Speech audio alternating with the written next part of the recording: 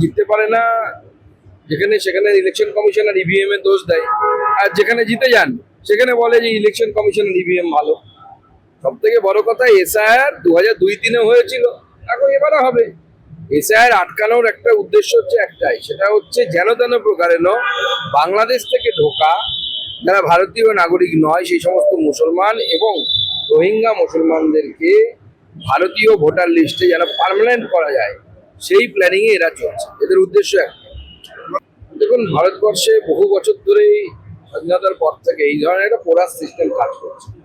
সেই জন্যই তো এসআইআর থেকে শুরু করে এই সমস্ত কিছু অত্যন্ত প্রয়োজন, যেখানে আপনার তথ্যগুলো জমা থাকবে এবং জমা হচ্ছে বলে ধীরে ধীরে এইভাবে একের পর এক ধরা পড়ছে।